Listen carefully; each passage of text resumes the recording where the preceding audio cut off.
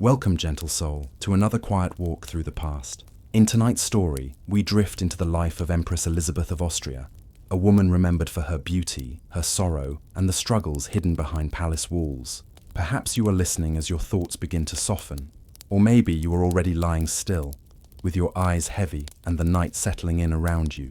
However you arrived here, I'm grateful you did. These calm journeys through history are made to help you rest, while also reminding you of the people and moments that shaped our world in quiet ways. If this gentle storytelling brings you peace, I invite you to subscribe.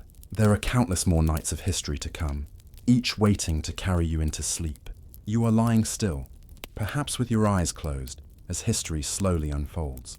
The story of Empress Elisabeth of Austria does not begin in Vienna, nor in the palaces of empire, but in a quieter corner of Europe, far from the rigid etiquette of the Habsburg court. It begins in Bavaria, in the year 1837, in the royal household of Duke Maximilian Joseph in Bavaria, and his wife, Princess Ludovica of Bavaria. Their child, Elizabeth, would one day become one of the most famous women in European history.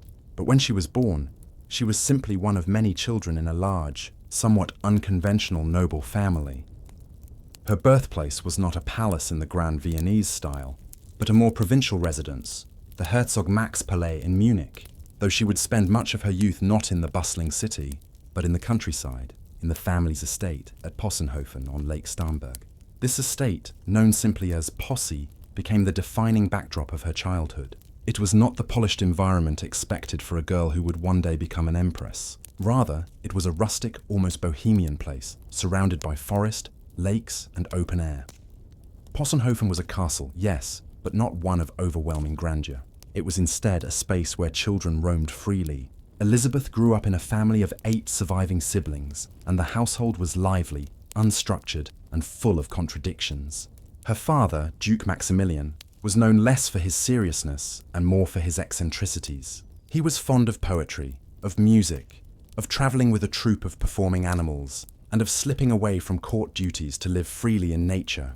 Her mother, Ludovica, was stricter, descended from a long line of Bavarian and Austrian royalty, always conscious of rank and propriety. The result was a household where formality and eccentricity collided, leaving the children raised in an unusual atmosphere, half noble duty, half rural play. Elizabeth, called Sisi by those closest to her, was not educated with the intensity one might expect for a future empress. Her lessons were irregular, her teachers not always consistent. She learned languages, as was customary for noble children, and she was taught music, literature, and religion. But she was not an academic child, nor was she raised to imagine herself playing a great political role in Europe.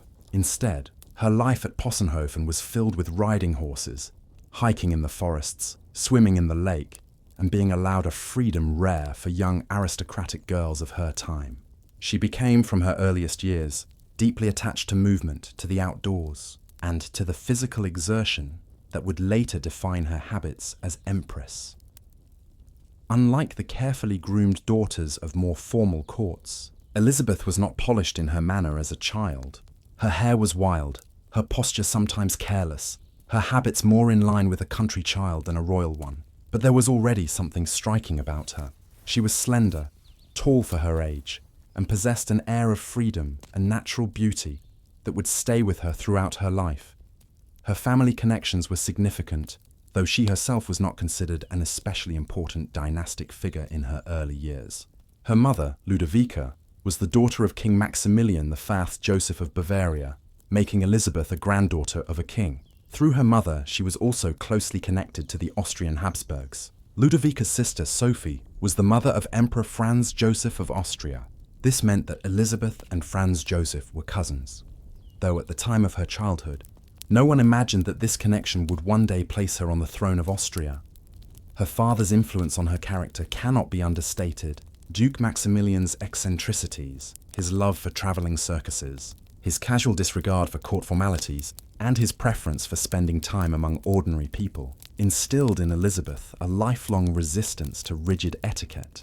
At Possenhofen, she was not surrounded by the endless bowing and scraping that marked life at more formal courts. Instead, she experienced a world where rank mattered less, where she could wander freely, barefoot if she wished, without the constant supervision of attendants. But this free-spirited upbringing came with its disadvantages. Elizabeth's education was not as thorough as that of other royal daughters. She learned little of politics, of court administration, or of the strict rules that governed life in the great dynasties of Europe. She did not acquire the polish or discipline that might prepare her for imperial duty.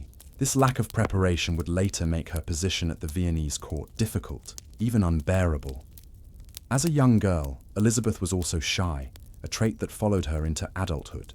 She disliked large social gatherings, preferring solitude or the company of a small circle of trusted people. She found escape in poetry, in writing small verses and reflections, though at this age they were little more than the idle scribbles of a dreamy child.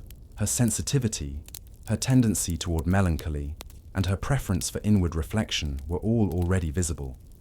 Her daily life at Possenhofen followed the rhythm of nature. There were long summer days by the lake, where she and her siblings would row boats or ride on horseback along the shore. There were winters where the family gathered in simpler ways, enjoying music or her father's eccentric entertainments. Meals were not served with the strict formality of a court, but in a more relaxed family atmosphere.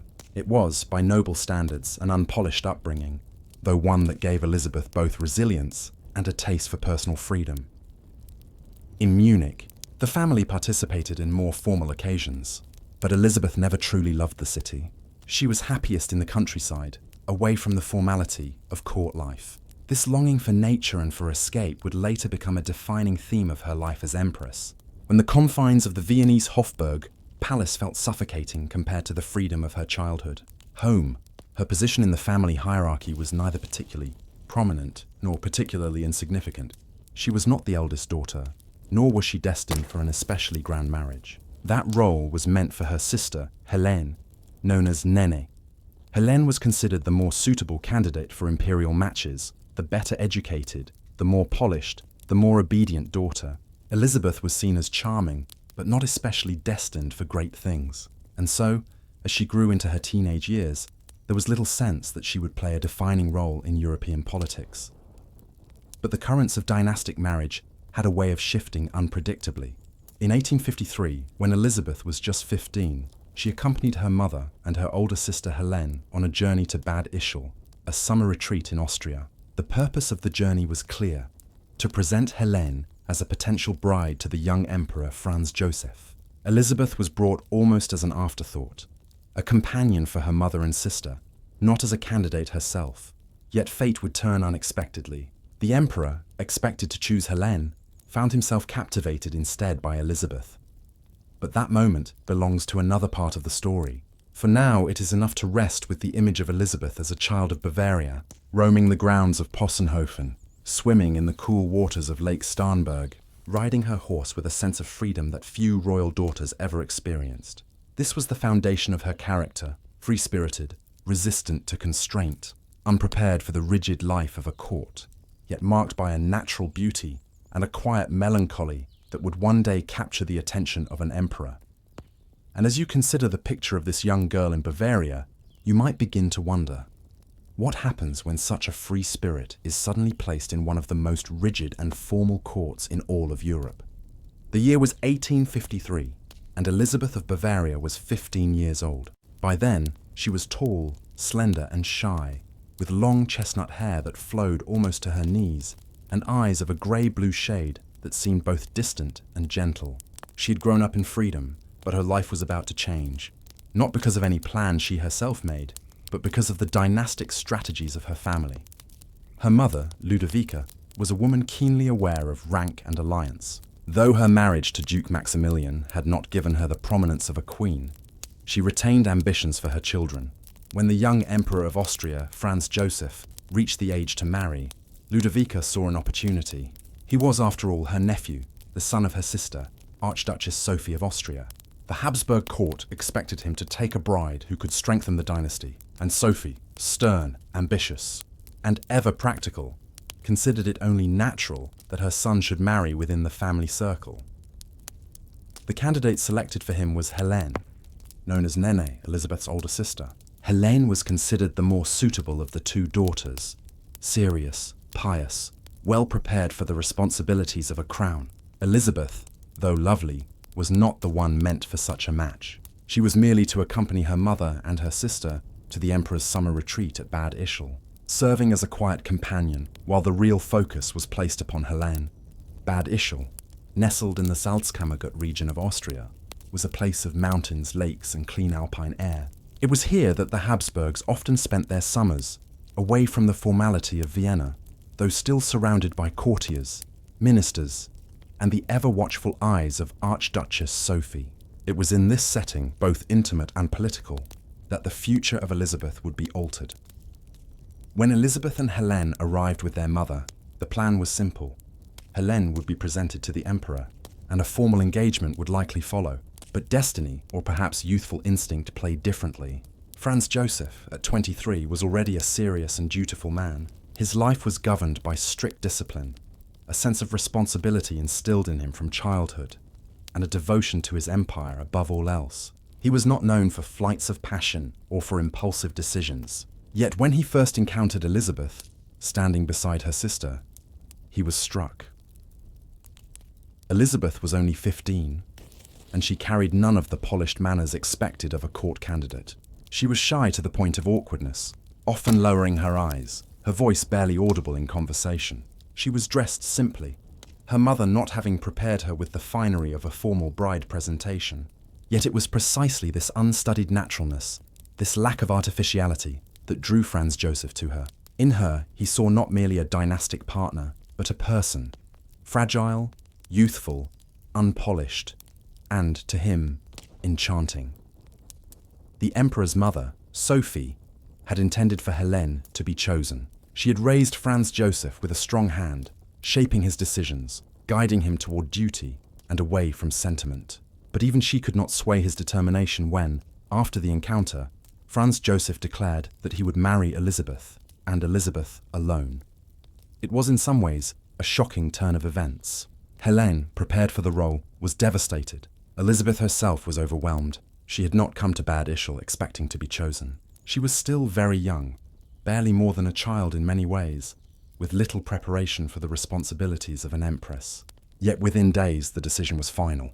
The emperor had chosen, and no one, not even his formidable mother, would alter his course. The engagement was announced to astonishment. In Vienna, some courtiers raised their eyebrows at the choice of such a young and inexperienced girl. Elizabeth had no training in the complex protocols of the Habsburg court, no political acumen, no reputation for learning or diplomacy. But Franz Joseph was firm. His choice was both personal and dynastic, and it was accepted. The wedding was planned for April of 1854 to take place in Vienna.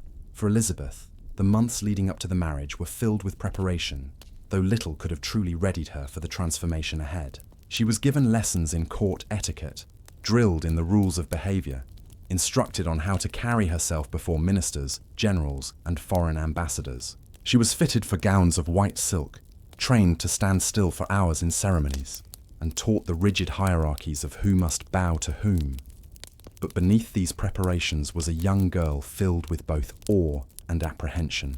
She admired Franz Joseph, who treated her with kindness and devotion, but she also felt the weight of expectation pressing upon her. She would be leaving behind the freedom of her Bavarian childhood, the lake, the horses, the laughter of her siblings, and entering a world of relentless formality. The wedding itself, held in the Augustinian church in Vienna, was a spectacle of imperial grandeur. On April 24, 1854, the city was filled with celebration. Elizabeth wore a white gown embroidered with silver, her long hair arranged in elaborate braids and adorned with a diamond crown. The streets were lined with cheering crowds, while the nobility of Europe gathered to witness the union. Franz Joseph appeared devoted, every inch the young emperor taking his chosen bride. But beneath the pageantry, Elizabeth felt nervous, almost overwhelmed. She was not accustomed to such displays, to the constant eyes upon her, to the weight of history pressing down with every step. Her shyness, her lack of preparation, and her youth all stood in contrast to the grandeur of the occasion. And so, from the moment she entered Vienna as an empress, Elizabeth found herself in a new world. The Hofburg Palace was vast, cold, and filled with protocols more rigid than anything she had ever experienced. Every movement was scrutinized, every word noted, every gesture judged. She was expected to conform to the standards of Archduchess Sophie, her new mother-in-law, who had little patience for Elizabeth's youth or inexperience. The free-spirited Bavarian princess had now become the Empress of Austria, but the very qualities that made her enchanting to Franz Joseph, the naturalness, the sensitivity, the shy beauty, would prove ill-suited to the strict life of the Viennese court. And so the question lingers: what would happen when the emperor's young bride, chosen for her unstudied charm, found herself crushed beneath the weight of empire, unable to breathe in the gilded cage that was Vienna? When Elizabeth entered Vienna as the new Empress of Austria in April of 1854, she was just 16 years old. The marriage had been a spectacle, but the reality that followed was less enchanting. The Hofburg Palace, her new home, was vast, shadowed, and filled with an air of solemn formality that seemed to weigh upon her from the very beginning. Vienna itself was a city of grandeur.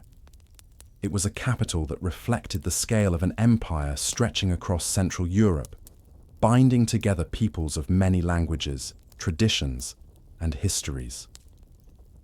The streets were wide, the palaces numerous, the churches towering with spires that spoke of centuries of Habsburg power. To those who lived within its circles of privilege, the city radiated order and tradition. But to a young woman who had spent her youth among forests and lakes, where freedom was measured in open air and unstructured time, Vienna was not a welcoming place. The Hofburg, more than a residence, was a system. Life there was governed by rules, and the rules were not gentle. There were hierarchies of rank so detailed that every meeting, every greeting, every exchange required precision. There were protocols for walking, for sitting, for speaking, for eating. For an empress, there was never a moment unobserved. Every gesture was interpreted, every word measured against centuries of expectation. At the center of this system stood Archduchess Sophie, Elizabeth's mother-in-law. Sophie was not merely a matron of the family. She was, in many ways, the true power at court.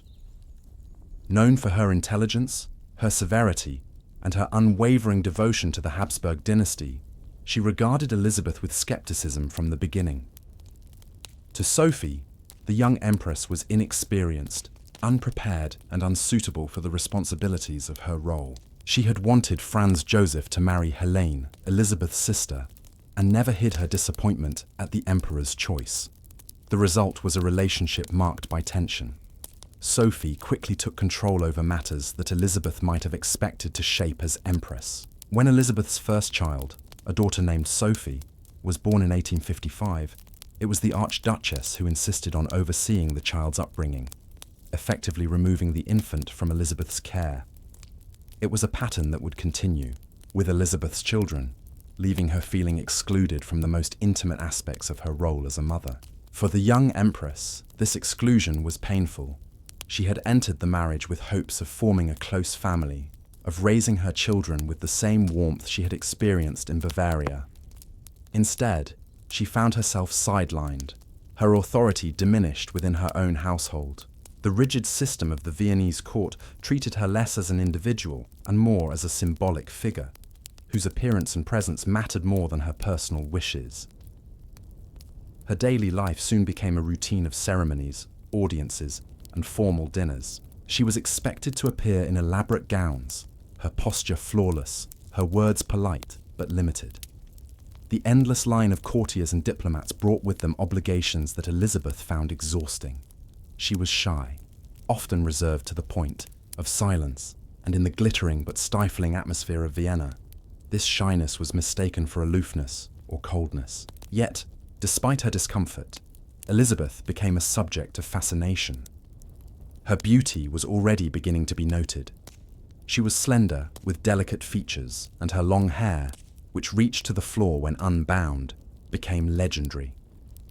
Painters and courtiers alike remarked on her presence, which, though understated, carried an unusual magnetism. She did not yet realize how much this beauty would become both her shield and her prison. Still, the first years were not easy. Elizabeth grew homesick for Bavaria, longing for the lakes and forests of her childhood. She missed her siblings, especially. Her sister Marie, who had been her closest companion, she wrote letters home, describing her isolation, the endless obligations, and the sense of being watched at all times. The contrast between Possenhofen and Vienna could not have been greater. Where once she had wandered freely, she now lived in a world where freedom seemed impossible. Her marriage to Franz Joseph was, in its way, both a comfort and a burden. The emperor was devoted to her, patient and affectionate. He admired her beauty, her gentleness, and he sought to ease her burdens when he could. But Franz Joseph was also bound by duty, and his life was consumed by affairs of state. He rose before dawn each day, working through documents, meeting ministers, and attending to the affairs of an empire that demanded ceaseless attention. For Elizabeth, this meant long hours of solitude, her husband present yet absent, his devotion to the empire often stronger than his devotion to her needs. When their second child, Gisela, was born in 1856, Elizabeth hoped again to take a more active role in motherhood. But once more, Archduchess Sophie assumed control, insisting that the children be raised according to court traditions rather than maternal instincts. Elizabeth's role was ceremonial, and she felt herself pushed further into the margins. Her health began to suffer.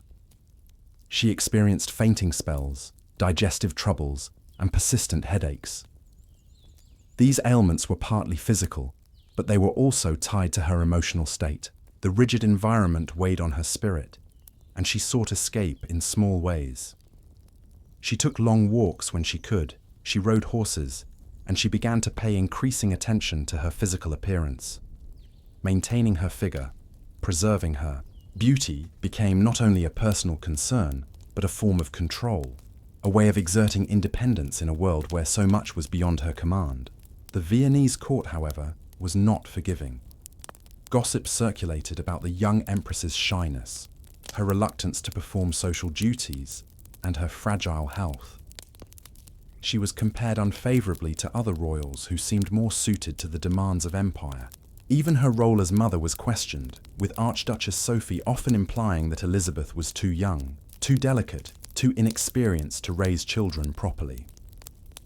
By 1857, when Elizabeth accompanied Franz Joseph on an official journey to Hungary, she seemed worn and weary. Yet it was during this journey that she first encountered a country that would later hold her heart. The Hungarian nobility received her warmly, charmed by her youth and beauty, and she felt for the first time a sense of acceptance, even admiration, that had eluded her in Vienna. Hungary would later become central to her life, but in these early years, it was only a hint of the role it would play.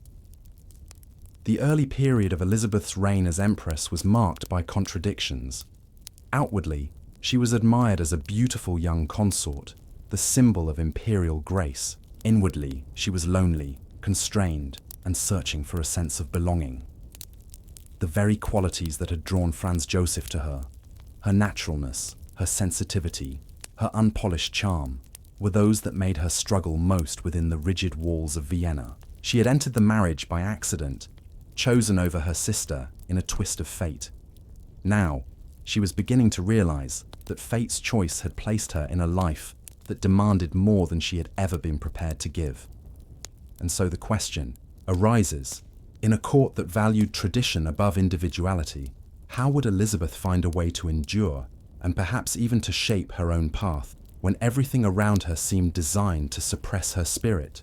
As Elizabeth settled uneasily into life in Vienna, she began to realize that in the world of the Habsburg court, where her voice was often ignored and her wishes dismissed, her beauty was one of the few things over which she could exert control. What had begun as an accident of nature, her tall, slender frame, her luminous skin, and her famously long hair, slowly became the foundation of her identity.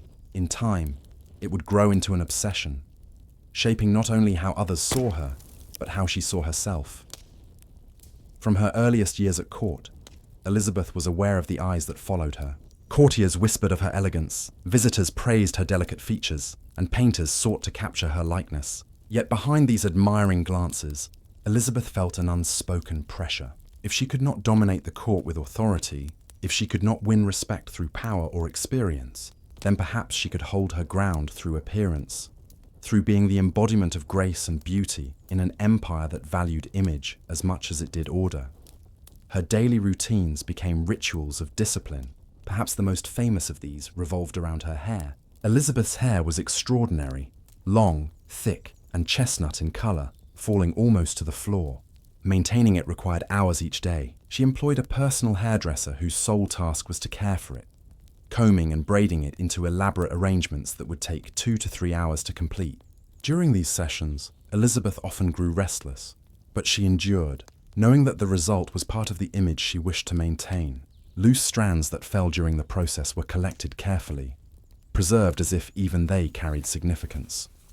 Her skin, pale and luminous, was guarded with equal vigilance. She was known to sleep with cloths soaked in raw veal over her face and body, believing that this would preserve youth and prevent wrinkles. She bathed in olive oil, used elaborate concoctions of lotions and tonics, and avoided exposure to the sun, always carrying a parasol and wearing wide-brimmed hats or veils during walks. Fresh milk baths were another of her routines, a luxury available to few but regarded by her as necessary. Her figure became her greatest concern. Elizabeth stood nearly 5 feet 8 inches tall, unusually tall for a woman of her era, and she became determined to keep her waist impossibly slender. She trained her waist to measure no more than 19 inches, a feat achieved through strict corseting and an extreme diet. Her corsets were laced tightly, restricting her breathing and movement, but she wore them daily. She weighed herself frequently, sometimes several times in a single day, recording every fluctuation with anxiety. Her diet was equally severe. She often fasted, consuming little more than broth, oranges, or thin slices of meat. At times, she survived on little more than milk, pressed fruit juices, or raw eggs. Food became less a source of nourishment and more a matter of control, a battle against the natural body. Where her mother-in-law governed her children and the court dictated her role, Elizabeth could dictate this, what she consumed, how she appeared, and how closely her body conformed to her own exacting standards. But beauty for Elizabeth was not only discipline, it was also exercise. She became passionate about physical activity at a time when noble women were expected to be more sedentary. Riding was her great love, and she became one of the finest horsewomen of her age. She rode daily, sometimes for hours, often at dangerous speeds, delighting in the sense of freedom that came from galloping through open fields. In Vienna, she insisted upon keeping stables and maintaining horses of the highest quality. In later years, she would be known across Europe for her daring hunts and riding expeditions. But even in her early reign, she was already carving a reputation as an empress who defied expectations through physical vigor. She also embraced gymnastics, fencing, and even calisthenics. It was not uncommon for her to spend hours each morning in exercise before beginning the long process of preparing for appearances. Her apartments in the Hofburg were fitted with rings, bars, and other equipment, an unusual sight for an empress's chambers. She believed firmly in maintaining her strength and flexibility, equating it with control over her life in a world where she had so little freedom. Her beauty soon became legend. Painters such as Franz Xaver Winterhalter immortalized her in portraits that presented her as the very image of romantic grace. One of the most famous depictions, painted in 1865, shows Elizabeth with her hair flowing, adorned with diamond stars, her features calm yet distant. These images circulated across Europe, enhancing her fame and creating a public image of her as an almost otherworldly figure, ethereal and untouchable. And yet, this very image became a burden. For Elizabeth, beauty was not merely a blessing, it was also a demand. The more she was praised, the more she feared the loss of that admiration. She avoided being photographed after the age of 30, fearing that age would mar the perfection people expected. She veiled her face in later years, hiding from the gaze that had once celebrated her. Beauty, once her power, became her prison. At court, however, her appearance gave her influence. In a world where she was often silenced or dismissed, Elizabeth's beauty captivated those around her. Ambassadors reported on it, nobles admired it, and Franz Joseph himself adored her for it. Though she did not seek to wield power through politics, her presence alone could soften opinions, shape impressions, and create goodwill. She became a symbol of Austria's grace, even as she struggled with her own role within it. But beneath the admiration lay exhaustion.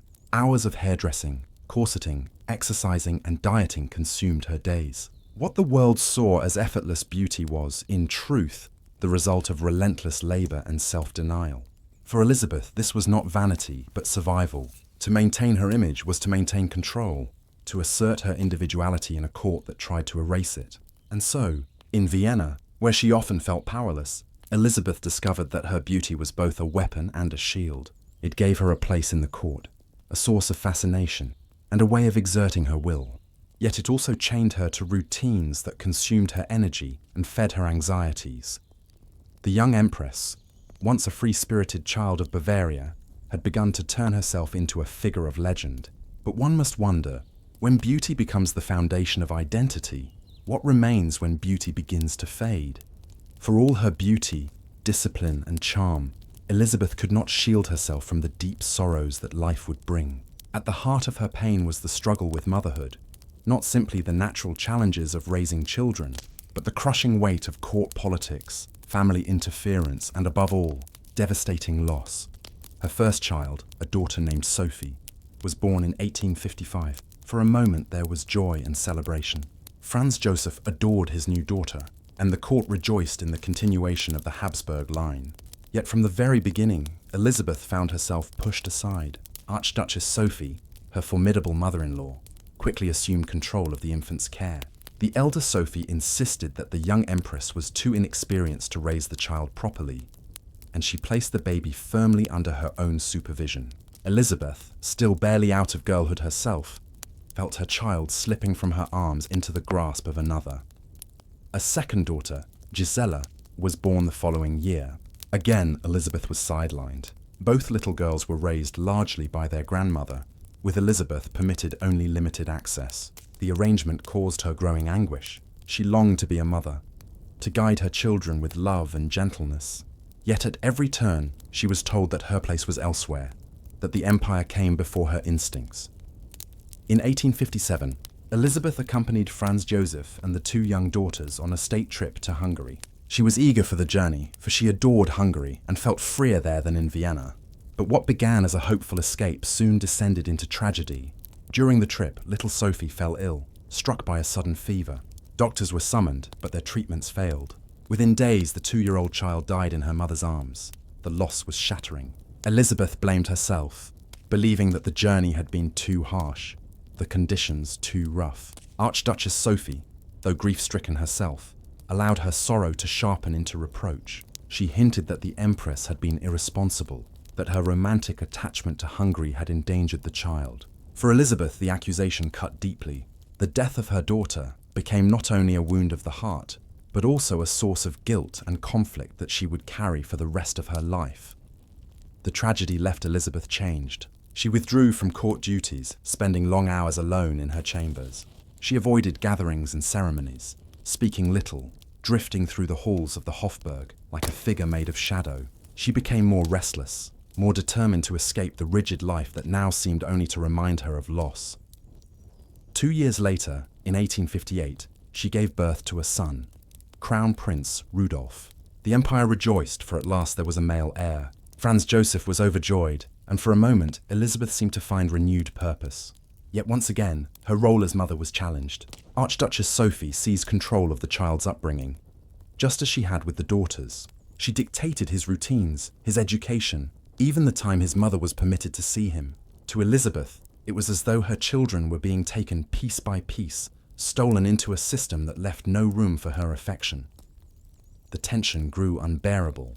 Elisabeth loved her children with quiet intensity, yet she felt powerless to protect them from the iron grip of the court. In this helplessness, she turned ever more toward her beauty rituals, her exercise, and her love of travel, forms of escape from a reality she could not change. Her health began to falter.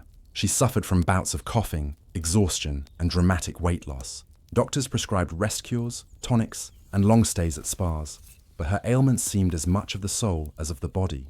In truth, Elisabeth was not simply sick, she was suffocating. The court, with its rigid rules and constant scrutiny, had become a gilded cage. Her solution was distance. When her health declined, she was encouraged to take trips to warmer climates, Madeira, Corfu, and later the Mediterranean coasts. These journeys were meant as cures, but they soon became habits. Elizabeth discovered that away from Vienna, she could breathe freely, walk unobserved, and escape the sharp eyes of her mother-in-law. Travel became her medicine, her freedom, and perhaps her rebellion. Yet each time she returned, she found herself once more bound to a role she despised. The sorrow of her lost daughter never left her. The distance between herself and the children who remained only deepened. She loved them fiercely, yet she could not reach them through the walls of the court. In her letters, she poured out her pain, writing of her loneliness and her longing for affection. Even Franz Joseph, though devoted to her, could not bridge the gap. He adored Elizabeth, but his devotion was bound to duty. He ruled with discipline, placing the empire first, always the empire. For him, love was steady but distant, expressed through respect and admiration, rather than the intimacy Elizabeth craved. To her, it was not enough, and so Elizabeth grew restless. Grief made her seek escape. Loss made her long for freedom. The sorrow that began with the death of her daughter only deepened as years passed, driving her farther from the life she had once entered with such innocence. At the heart of her tragedy was this contradiction. She was an empress beloved for her beauty and admired across Europe, yet in her own home, in her own family, she felt powerless and unseen. The more she tried to find her place, the more she seemed to drift away. By the late 1860s, Elizabeth would rarely be found in Vienna. She wandered restlessly across Europe, leaving behind a husband tied to his empire, children raised by others, and a court that could never quite understand the depth of her sorrow. For the empress, sorrow was not a passing shadow. It became the shape of her life. By the time Elizabeth entered her 30s, she had already developed a reputation that set her apart from the other women of Europe's courts. She was no longer merely the young, beautiful Empress of Vienna, trapped in rigid ceremonies and suffocated by her mother-in-law's presence. She had become something more unusual, a restless wanderer, an empress who seemed to belong not to one palace, but to the roads and seas of the continent. Her first journeys had been prescribed as cures. Doctors insisted that the climate of Vienna was harsh, that the city air stifled her delicate lungs, that the long winters weakened her fragile body. They recommended travel to warmer climates, to islands and spas where she could breathe easily and regain her strength. In the beginning, Elizabeth submitted. She traveled to Madeira, where she spent months in isolation, walking along the rugged cliffs, listening to the waves break against stone, and writing melancholy verses in her diary. But over time, the journeys became less about health and more about escape. Away from Vienna, Elizabeth felt a lightness that she could never achieve at court. No endless rituals, no harsh reminders of duty, no cold eyes of Archduchess Sophie. She could ride horses across open hills, walk through villages unnoticed, and live for hours or days as an ordinary traveller. She travelled with an entourage, of course, servants, ladies-in-waiting, and guards, but she often kept them at a distance. She preferred to wander quietly, sometimes even incognito. To those who passed her by, she was a tall, striking woman in a veil, slim to the point of frailty, walking briskly with her parasol against the sun. Few guessed that the veiled figure was the Empress of Austria. Among all the lands she visited, none captured her heart like Hungary. From her earliest encounters, she felt a kinship with the Hungarian people. Their pride, their independence, their longing for freedom, all resonated with her own hidden desires. When she rode through the Hungarian countryside, she found not only beauty, but also belonging. Unlike in Vienna, the nobility of Hungary welcomed her warmly, respecting her individuality and her longing for sincerity. In Budapest and the surrounding countryside, Elizabeth began to cultivate close friendships. She learned the Hungarian language, spending hours in study until she could speak it fluently. She dressed in traditional Hungarian costume, with embroidered blouses and riding skirts, delighting in the freedom it gave her. The Hungarians in turn adored her. They saw in her not merely a distant empress, but a woman who respected their culture, who sought to understand rather than to command. This affection had political consequences. Austria's rule over Hungary was deeply resented, the relationship strained by centuries of resistance and rebellion. But Elizabeth's sympathy for the Hungarian cause softened the tension. She became a bridge between Franz Joseph and the Hungarian nobility, urging her husband to grant concessions. Over time, her influence contributed to one of the most significant political developments of the 19th century, the Austro-Hungarian Compromise of 1867, which transformed the empire into a dual monarchy. But before this political success, her travels were more personal. She roamed endlessly, not just to Hungary, but to Switzerland, to England, to the islands of Corfu. She developed a particular fondness for the sea, though she rarely swam. Instead, she would walk along beaches for hours, breathing the salt air, gazing into the horizon as if she might dissolve into its vastness. On her journeys, Elisabeth became known for her speed of movement. She would rise early, walking for miles each morning, often outpacing her companions. On horseback, she rode with astonishing energy, sometimes for 6 or 7 hours at a stretch. In the countryside of Ireland and England, she hunted with the vigor of a seasoned sportsman, astonishing her hosts with her courage and skill. To them, she seemed almost otherworldly, a royal figure who preferred wind and mud to gilded salons. And yet, her travels were not joyous in the way one might imagine. They were restless, filled with unease. She carried her sorrow with her wherever she went. The death of her daughter Sophie remained a ghost in her mind. The distance from her children, still raised under the watch of Archduchess Sophie, weighed heavily. And though she adored Hungary and the recognition it gave her, she was also aware that her husband remained in Vienna, tethered to a throne that she herself could not bear. Travel became both cure and wound. It freed her from the suffocation of the court, but it also deepened her separation from her family. With every mile traveled, she grew less connected to the life she was meant to lead as empress. The courtiers whispered that she was unreliable, eccentric, perhaps even selfish. But Elisabeth did not care. She valued the open road and the chance to be unseen above their judgment. Her image across Europe shifted. To some, she was a mysterious beauty, forever in motion, a woman glimpsed in passing, a veiled figure on a steamer, a silent rider on a country lane, a pale lady in black crossing a mountain pass.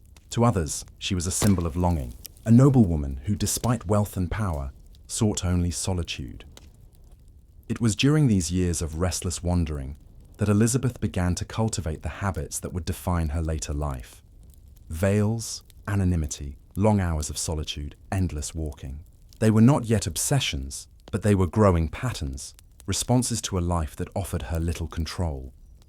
Vienna missed her presence, but not entirely.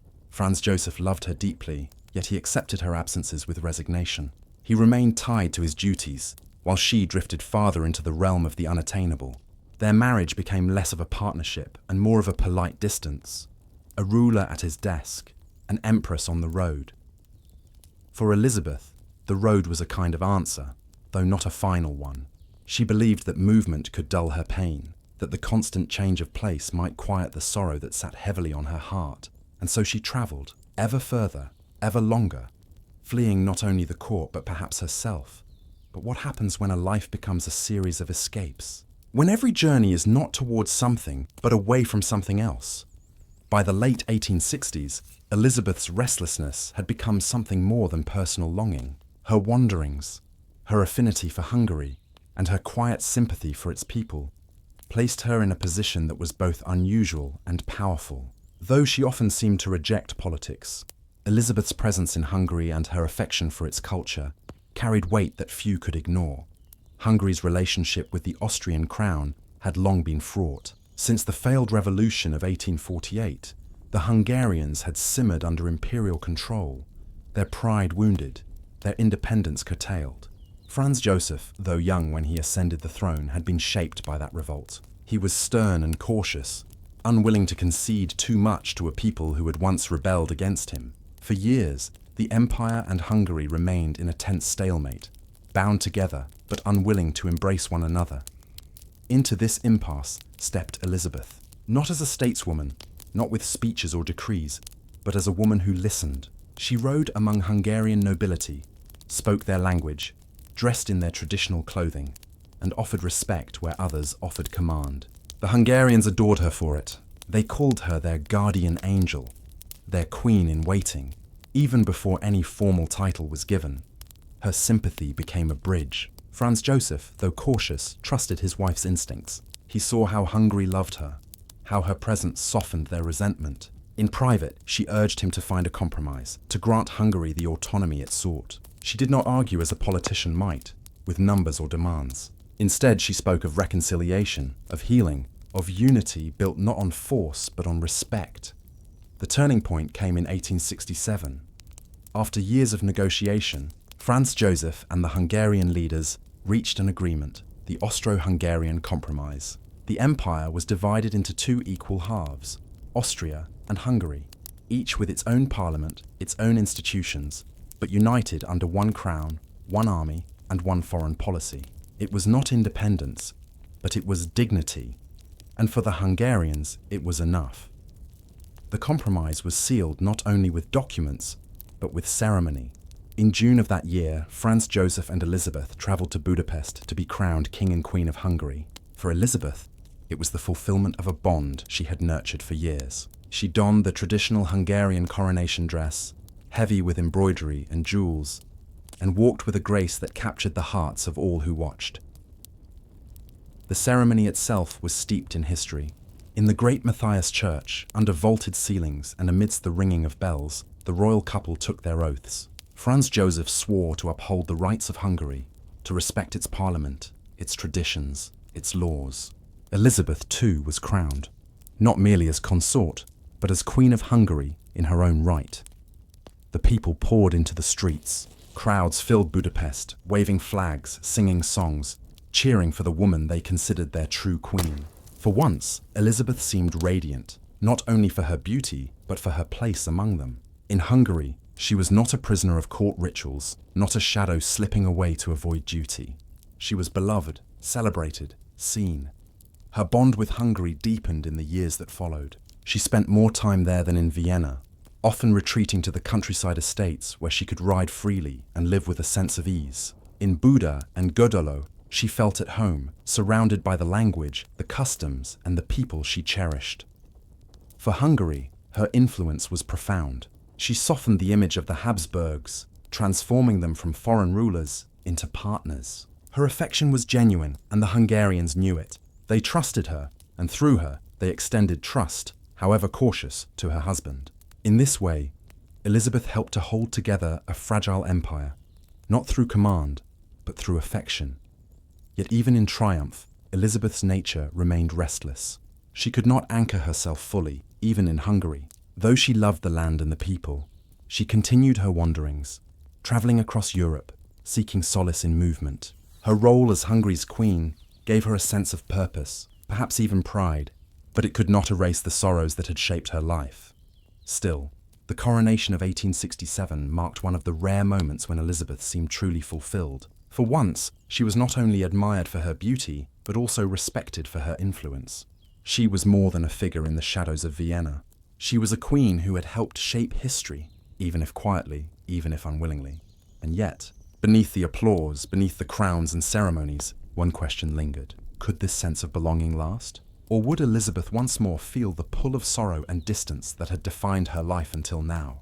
Elizabeth's beauty had always been remarked upon. From the moment she arrived in Vienna as a shy teenager, she had been praised for her radiant hair, her slim figure, and her delicate features. In an empire where ceremony mattered more than words, her appearance became her shield and her influence. But what began as a gift slowly turned into a burden. Over time, beauty was no longer something she possessed. It became something she had to defend, preserve, and even suffer for.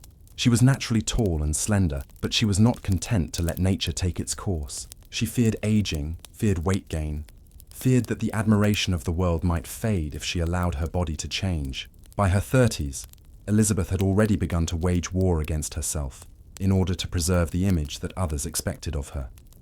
Her daily routine was rigorous, almost monastic. She exercised obsessively, riding horses for hours, practicing gymnastics in her private rooms, walking for miles each day. Servants recalled her setting out on long marches at dawn, striding so quickly that her attendants struggled to keep up. In her chambers, she installed gymnastic rings and balance beams, an unusual sight in a palace, but a reflection of her determination to remain in motion. Her diet was equally extreme. At times, she consumed little more than milk, broth, or slices of orange. She often fasted, refusing meals entirely, insisting that food weighed her down. There were days when she lived only on raw meat juice, pressed from steak and sipped like medicine. At court banquets, she would barely touch her plate, leaving others to dine while she kept her waistline intact. Elisabeth's obsession was not limited to food. She weighed herself daily, sometimes more than once, recording every fluctuation. She demanded that her waist remain no larger than 50 centimeters, a measurement so small that it required the tightest of corsets. Each morning, she was laced into her gowns until her body was compressed into the shape she demanded. The process could take hours, and the pressure was so intense that she sometimes fainted. Yet she endured it, convinced that beauty demanded such sacrifice. Her hair was another devotion. Elisabeth's chestnut hair, thick and long enough to reach her knees, was considered her crown of glory. Caring for it was a ritual that consumed hours each day. Her hairdresser would spend entire mornings combing, braiding, and arranging it into elaborate styles. Any fallen strand was collected and burned, for Elisabeth feared that her discarded hair might be stolen and used in charms. The weight of her hair caused headaches, yet she would not cut it. For her, it was not simply hair, it was an emblem of youth, of beauty, of power. These rituals were exhausting, but Elisabeth clung to them as if they were armor. She once said, "I belong to the world when I am beautiful, but only to myself when I am ugly." In beauty, she found control, a rare piece of sovereignty in a life that otherwise left her little freedom. She could not decide how to raise her children. She could not refuse the demands of court. She could not escape her role as empress, but she could control her body. The price of this control was high. Her health suffered. She grew increasingly frail, her body weakened by starvation, her nerves frayed by constant anxiety over her appearance. Those who saw her often remarked on her ethereal presence. Beautiful, yes, but unnervingly thin, almost ghost-like. She seemed less a woman of flesh and blood than a figure carved from porcelain. Her obsession with beauty was tied to her fear of time. She dreaded aging more than death itself. By her 40s, she began to refuse official portraits and photographs, allowing no new images to be made. She wished to be remembered as she had been in her youth, eternally slim, eternally lovely, untouched by the passage of years. She withdrew behind veils, behind fans, behind parasols, hiding her face from curious eyes. In Vienna, she became a rumor, a legend, glimpsed only briefly before vanishing again into seclusion. Her ladies-in-waiting often spoke of her melancholy during these years. While others grew content with age, Elisabeth became increasingly restless, as though she were fleeing from something she could never outrun. Perhaps it was death, perhaps it was age, or perhaps it was the fear of becoming ordinary, of being forgotten once beauty faded.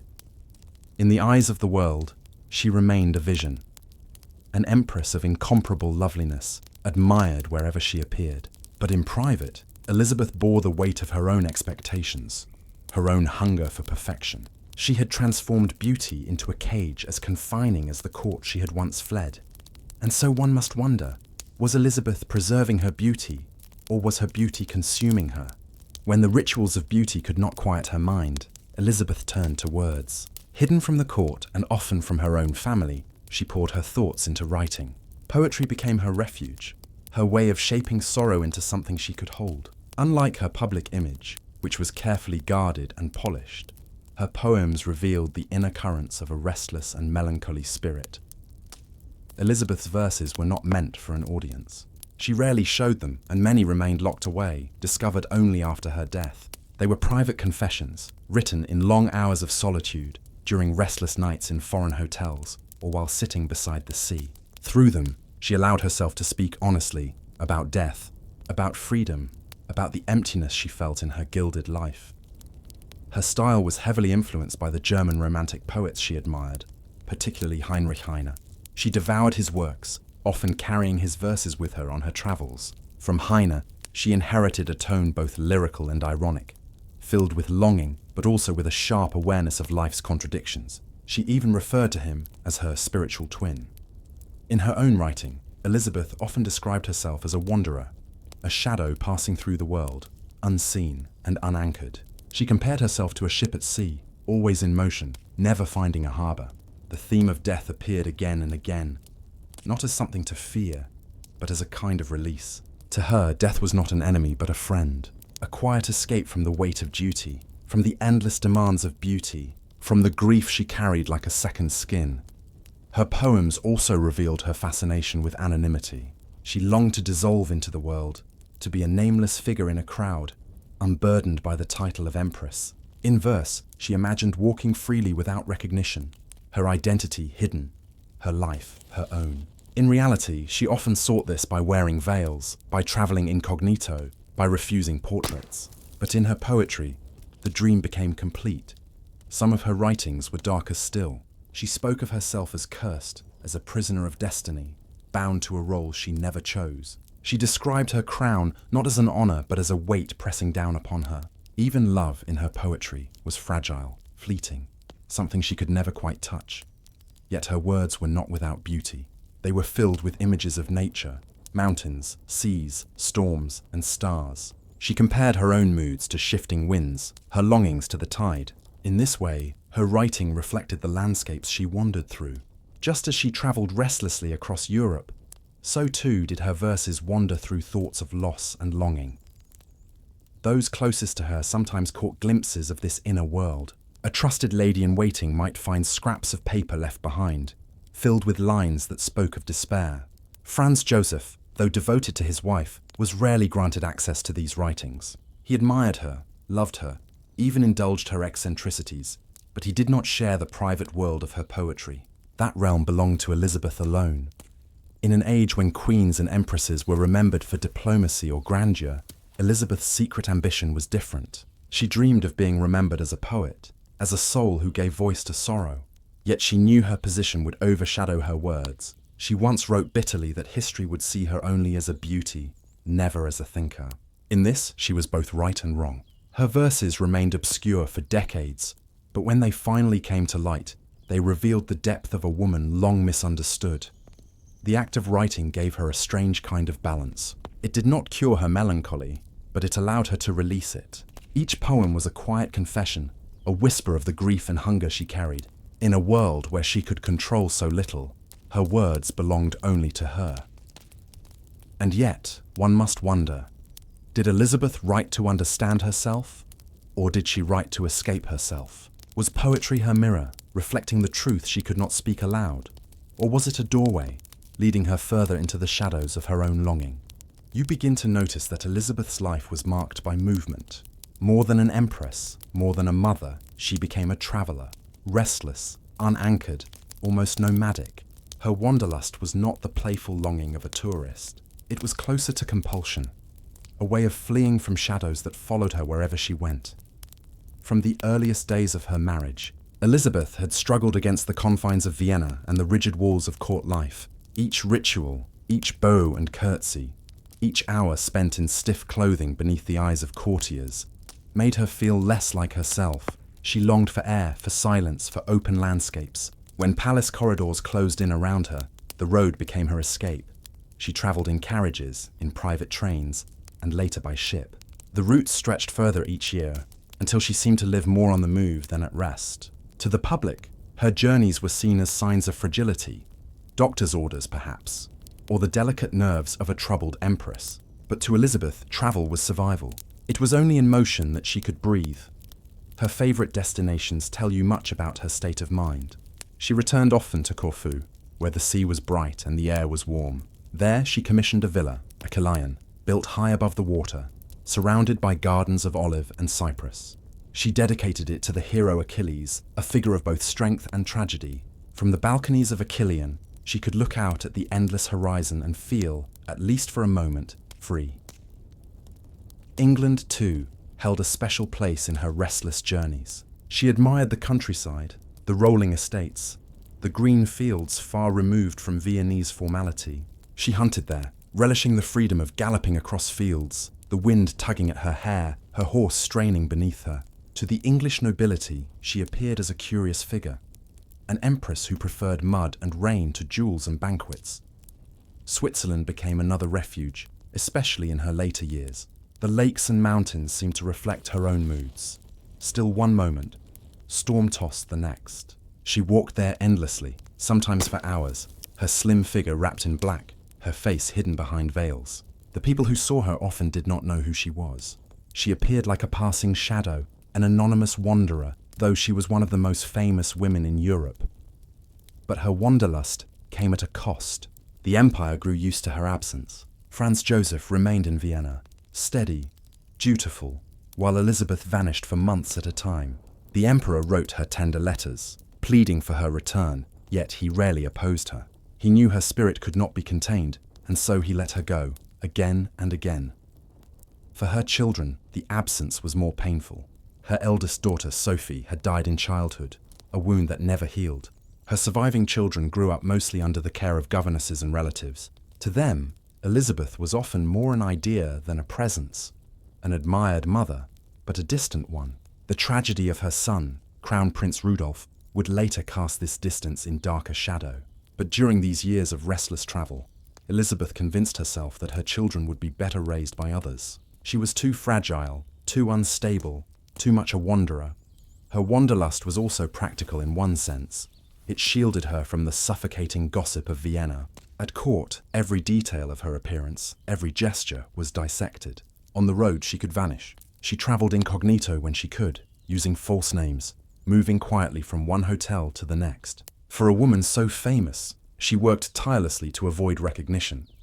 There was also in her travels a kind of fascination with danger.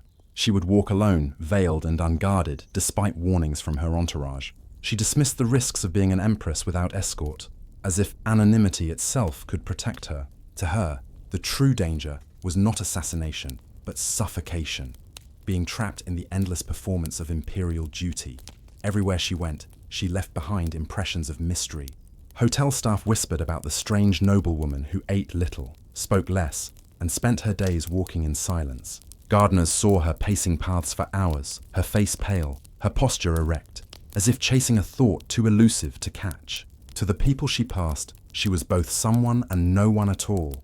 Her cult of wanderlust became, in time, a defining feature of her life. She seemed to belong not to Vienna, not even to Austria, but to the world. And yet, even as she traveled endlessly, her inner restlessness never ceased. Each destination, no matter how beautiful, soon grew heavy with the same grief she carried everywhere. You might ask yourself, was she running towards something, or only running away? Did she truly seek freedom, or was her freedom just another form of exile? In the story of Elizabeth, there is perhaps no chapter more haunting than the fate of her only son, Rudolf. His life, and especially his death, cast a long shadow not only over his mother's world, but over the empire itself. Rudolf, born in 1858, was the long-awaited heir to the Habsburg throne. As the only son of Franz Joseph and Elizabeth, he carried the weight of dynastic hope. From the beginning, however, his life was shaped less by his parents than by tutors, governesses, and the rigid expectations of the court. Elizabeth adored him as a child, but as with her daughters, she often drifted away, consumed by her own health, her travels, and her struggles with court life. The bond between mother and son was real, but it was fragile. Elizabeth, who often felt herself trapped in a cage of ceremonial duty, saw in Rudolf a similar sensitivity, a similar melancholy. He was intelligent, restless, and critical of the suffocating traditions around him. Unlike his father, who clung to discipline, loyalty, and Catholic conservatism, Rudolf leaned toward more liberal ideas. He admired science, embraced journalism, and questioned the rigidity of the empire's old order. This made him an uneasy heir. The Habsburg monarchy in the late 19th century was already beset by tension.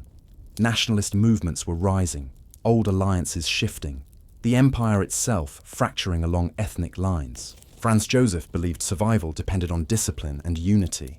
Rudolf, by contrast, dreamed of reforms, of a modernized empire more tolerant of change. Between father and son, there grew a gulf, one that Elizabeth quietly recognized.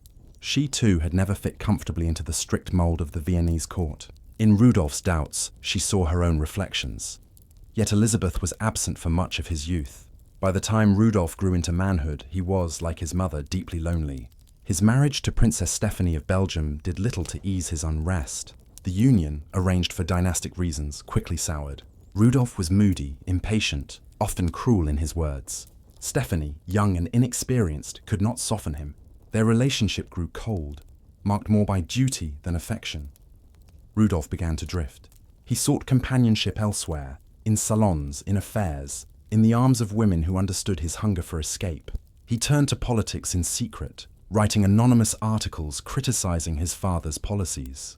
He experimented with dangerous ideas, surrounded himself with intellectuals who dreamed of change but lacked power. The heir to the throne of one of Europe's great empires began to look more like a restless exile within his own country. There were whispers of his ill health, too, illnesses brought on by excess, perhaps by venereal disease, or by the nervous strain of living between two worlds, the one he inherited and the one he wished to create. Whatever the truth, Rudolf was fragile, and he knew it. In 1889, the crisis came. At Mayerling, a hunting lodge outside Vienna, Rudolf was found dead. Beside him lay Baroness Mary Wetzerer, a young woman of barely 17. The scandal was immediate. Rumours spread of a suicide pact, of desperate passion, of a crown prince who chose death over life in chains.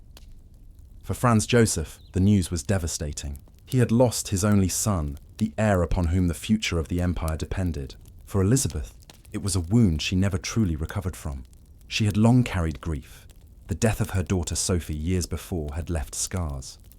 But Rudolf's death was different. He was her mirror, her companion in melancholy. In his despair, she recognized her own, and in his violent end, she saw a path she had often contemplated, but never chosen.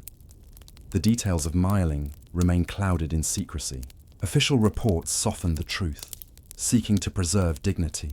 But everyone knew that the heir to the throne had died not as a soldier or a ruler, but in scandal, in tragedy, in a private act of despair. After Rudolf's death, Elisabeth dressed almost exclusively in black. She withdrew further from court, from life, from the fragile ties that still bound her. The wanderlust deepened. She avoided Vienna whenever possible. To those who saw her, veiled and silent, she seemed less like an empress and more like a ghost moving among the living. The tragedy of Rudolf was not only personal, it changed the course of the Habsburg dynasty. With Rudolf gone, the succession passed eventually to Archduke Franz Ferdinand, whose assassination in Sarajevo would ignite the First World War. In this way, Rudolf's death at Mayerling was not only the breaking of a mother's heart, but the first faint tremor of a continent's collapse. And yet, beyond dynastic consequence, there remains a quieter question. If Elisabeth had been nearer, more present, could Rudolf's despair have been eased? Could mother and son, bound by the same hunger for freedom, have steadied each other? Or was the tragedy inevitable, written from the start in the loneliness that shadowed them both?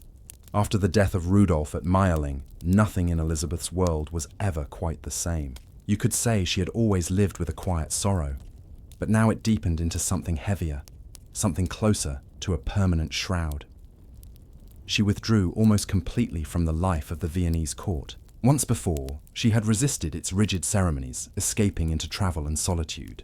Now she resisted it with finality. The tragedy of Mayerling was not merely the loss of a son, it was the loss of the last fragile link that bound her to her role as empress and mother. From this time on, Elisabeth dressed almost exclusively in black. Her gowns were plain, her jewels rarely worn. When she appeared in public, it was as a veiled figure, her face hidden from the gaze of others. To those who saw her, she seemed less like a reigning empress, and more like a shadow, a mourner who could not put down her grief.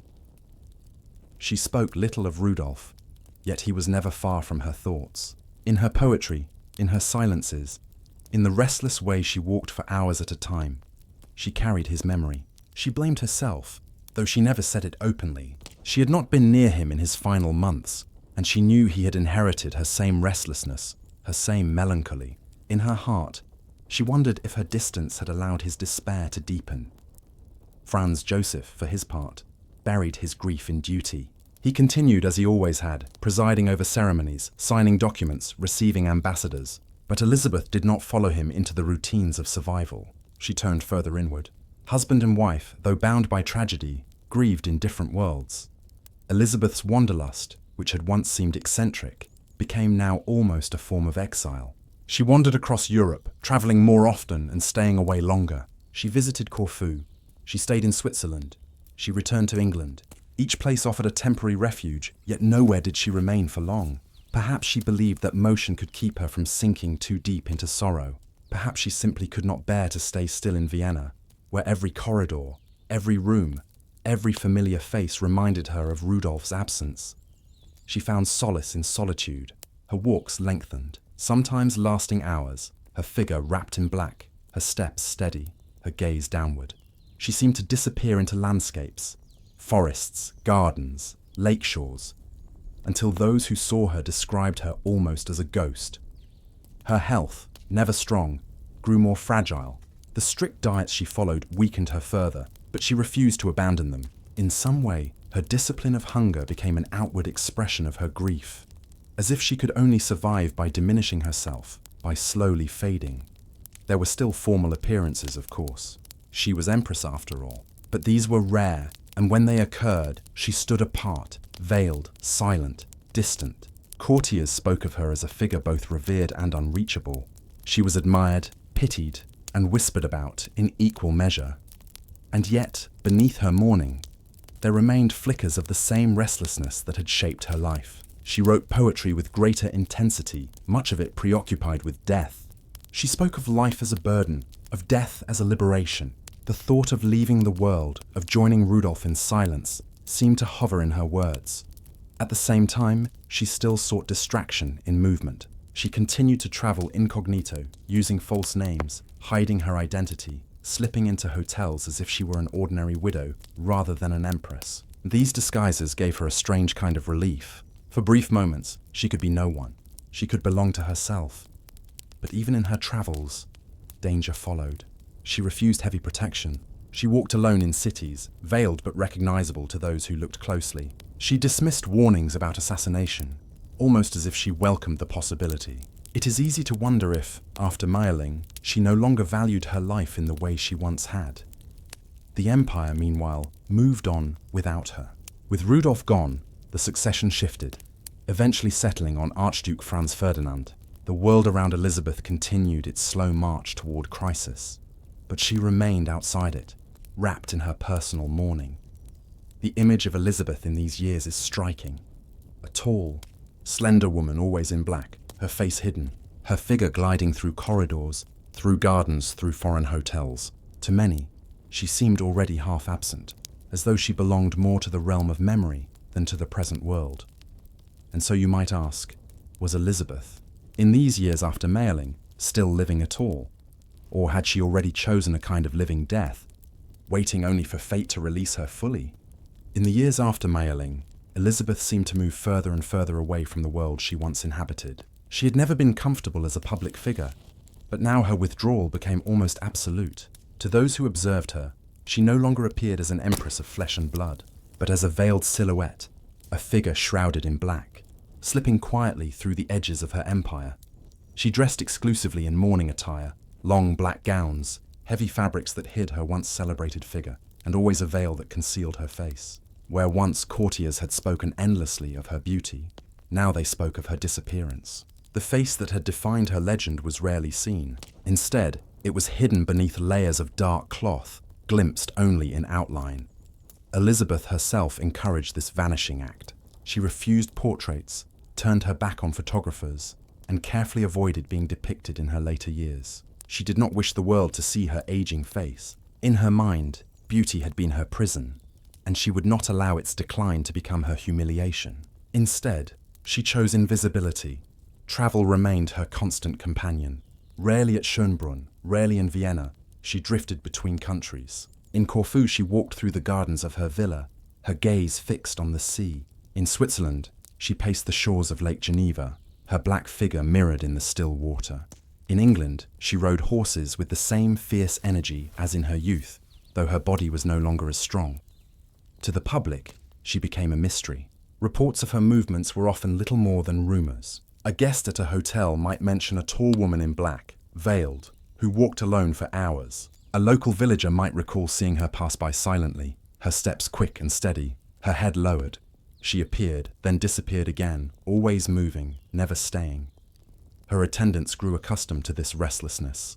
They followed her across borders, carried her trunks from train to ship, and learned not to question her silences. Those who served her closely sometimes described her as kind, but always distant, as though she lived behind an invisible wall. Conversations with her could shift quickly from warmth to silence, as if her mind had retreated into places no one else could reach. Her poetry reflected this state of mind. Death, freedom, anonymity, all appeared again and again in her verses. She wrote of life as a burden, of crowns as chains, of the body as a cage. She imagined herself dissolving into air, vanishing into sea foam, becoming part of the natural world, rather than remaining trapped in imperial identity. At times, her verses seemed almost prophetic. She described herself as wandering toward an inevitable end, as if fate had already written her conclusion. She did not resist it. She welcomed it quietly, with a tone of resignation. Those around her worried, but Elisabeth dismissed their concern. She rejected guards, travelled incognito, and insisted on walking alone in public places. She seemed to court vulnerability, as if safety no longer mattered. In one sense, it was dangerous. In another, it was deliberate. By refusing protection, she held on to the one freedom left to her, the freedom to vanish into the world, the freedom to risk disappearance at any moment. To the empire she left behind, she was both present and absent. Her image as a young beauty still circulated in paintings and photographs frozen in time.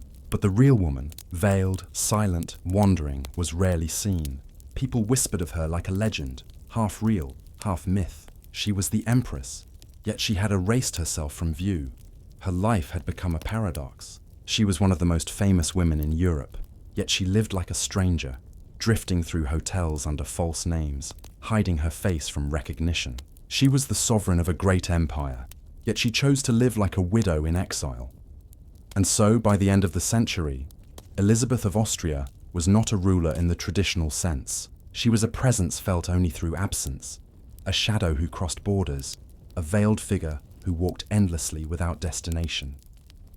You might ask yourself, in choosing to vanish from her own life, did Elisabeth achieve the freedom she always longed for? Or did she only succeed in making herself a ghost while still alive? By the late summer of 1898, Elisabeth was 60 years old. She had become by then almost entirely a wanderer. Her life was measured in journeys from one city to another, her luggage always packed, her steps always in motion. It was during one of these restless journeys in Geneva that her story came to its sudden and tragic conclusion. She arrived in Switzerland in early September, travelling incognito as the Countess of Hohenems. The name was one of many she used to disguise her identity, though by now it was rarely effective. She had long been known for her veils, her black dresses, and her anonymity. But her fame was too great to remain hidden for long. Guests in the same hotels often guessed who she really was, whispering her name quietly to one another. In Geneva, she stayed at the Hôtel Beau Rivage, overlooking Lake Geneva. The city was calm, filled with late summer sunlight, the waters reflecting mountains in the distance. Elisabeth kept to her habits. She walked, she rested, she avoided unnecessary company. To most who saw her, she seemed like a tall, quiet widow, veiled and solitary, blending into the crowd of travelers who passed through the city. But Geneva at that time was also a place of political agitation. Anarchist movements spread across Europe, targeting monarchs and statesmen, condemning the inequalities of the old order. To them, rulers were not individuals, but symbols of oppression. And in Geneva that September, an Italian anarchist named Luigi Lucchini waited for an opportunity to strike. Lucchini had not come to Geneva with Elisabeth specifically in mind. His plan was simply to kill a royal figure, anyone of high status, as an act of defiance. When he learned that the Empress of Austria was in the city, staying in a hotel with minimal protection, he saw his chance. On the afternoon of September 10th, Elisabeth prepared to board a steamer across the lake. She was accompanied only by her lady-in-waiting, Countess Irma Staray. As usual, she had refused a strong escort. She walked slowly from the hotel toward the pier, dressed in black, her veil drawn. To the crowd, she appeared as an ordinary traveller. It was then that Lucchini approached. He carried a thin, sharpened file, a weapon improvised from a common tool. As Elisabeth passed him, he struck quickly, driving the file into her chest. The blow was sharp but deceptively small. For a moment, Elisabeth did not realize she had been wounded. She staggered but continued walking toward the steamer, leaning on her companion. Only after boarding the ship did the seriousness of her injury become clear. She collapsed suddenly. Her attendants hurried to help her, loosening her corset, discovering the wound that had pierced her heart. Realizing she could not survive the journey, they carried her back to the Hôtel Beau Rivage. There, in a room overlooking the lake, Elisabeth of Austria breathed her last. She had lived much of her life seeking invisibility, and in death, she achieved it. There was no dramatic scene, no grand spectacle. Her passing was quiet, almost hidden, like the woman she had become. The news of her assassination spread quickly across Europe. Shock followed, not only for the violent nature of her death, but for the vulnerability it revealed. An empress, one of the most famous women in the world, killed not in a palace, not on a battlefield, but while walking unguarded through the streets of a Swiss city. For Franz Joseph, the loss was devastating. He had endured many tragedies. The death of his daughter, the scandal of Mayerling. But this struck at the core of his long and patient devotion. Though their marriage had often been distant, his love for Elisabeth had never wavered. In her absence, his grief was deep, though expressed as always in silence and duty. For the empire, Elisabeth's death became a symbol. She was remembered less for her politics. She had little direct influence in that realm, and more for her image, the beautiful, melancholy empress, veiled and restless, who had fled her crown yet could never escape her fate.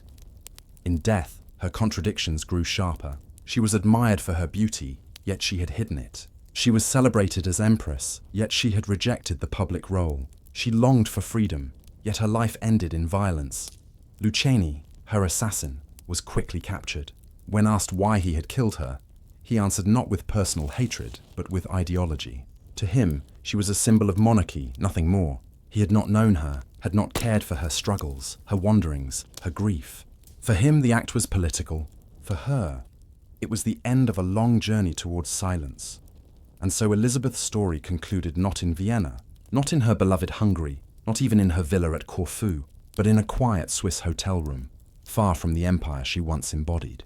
Her restless wandering had carried her across Europe for decades, and it was in wandering that she finally met her fate. Perhaps it is fitting that her death came not in ceremony, but in anonymity. She had long sought to disappear, to be no one, to slip into the world unseen. In the end, she was struck down in the very act of being just another traveller, walking veiled through a crowd. And so, as her body was carried home to Vienna for burial, one question lingered over those who had known her. Had Elisabeth, in her final moment, found the release she had always longed for? When Elisabeth's coffin was carried back to Vienna, the city mourned not only an empress, but a legend. The crowds that lined the streets were silent, dressed in black, their faces solemn. They had grown used to her absence in life, yet her death reminded them of her presence. Now she returned to the capital, not as the restless traveller, but as a figure frozen forever in memory. Her funeral was conducted with the solemnity expected of a Habsburg sovereign. The ceremonies were formal, the rituals precise, the procession slow. But beneath the formality, there was a sense that Elisabeth's story did not fit comfortably within the traditions of empire. She had never been a conventional empress. She had resisted the crown, hidden her beauty, wandered endlessly. And so the mourning of Vienna carried an unusual note, not only sorrow but fascination. Elisabeth's legend began to take shape immediately after her death. To many, she became a symbol of beauty and melancholy, a woman who embodied the contradictions of her age. Portraits of her as a young empress, her long hair flowing, her waist impossibly slender, were circulated and cherished. Rarely did people see her as she was in her final years, veiled, hidden, wrapped in mourning. Instead, memory preserved her at the height of her youth, a frozen image untouched by time. In Austria, and especially in Hungary, she was remembered with warmth. Her affection for Hungary had always been genuine, and the Hungarian people claimed her as one of their own. Statues were erected in her honor. Parks, squares, and schools bore her name. In Budapest, her image appeared not only as a sovereign, but as a beloved figure who had supported their cause for compromise within the empire. Writers and poets began to romanticize her story. They emphasized her beauty, her sorrow, her tragic fate. She was compared to figures of myth, women whose lives were touched by both grace and grief. In this way, Elisabeth became more than a historical figure. She became a symbol of longing itself, the embodiment of a life that could not find peace.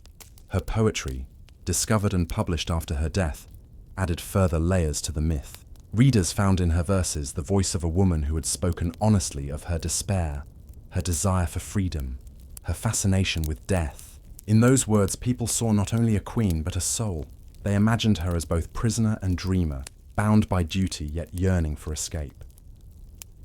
As the 20th century unfolded, Elizabeth's story was retold again and again. Plays, novels, and films turned her life into legend. In the mid-20th century, the musical Sisi brought her image to new generations, presenting her as the romantic young empress, beautiful and tragic. Yet the musical, like much of her legend, softened the reality. It showed her beauty but not her starvation. It showed her grace but not her grief. The myth of Elizabeth grew so strong that it often obscured the woman herself. History remembered her as a beauty who died tragically, but her struggles, the loneliness, the obsession with diet, the deep melancholy, were often hidden beneath layers of romance. People wanted to remember her as a fairy tale empress, not as a restless soul who found little peace in her crown. Yet in that very distortion lies another truth. Elizabeth herself had wanted to disappear, to hide her reality from the world. She refused portraits in her later years precisely so that memory would preserve her as she had once been, young and radiant. In this sense, the myth fulfilled her own wish. The world remembered not the veiled widow walking endlessly by lake shores, but the dazzling young woman who had once enchanted Europe.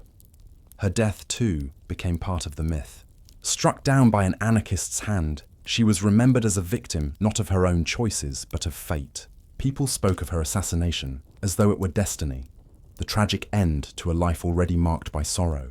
The fact that she had always courted invisibility, that she had walked alone without guards, seemed almost forgotten. The story became larger than life.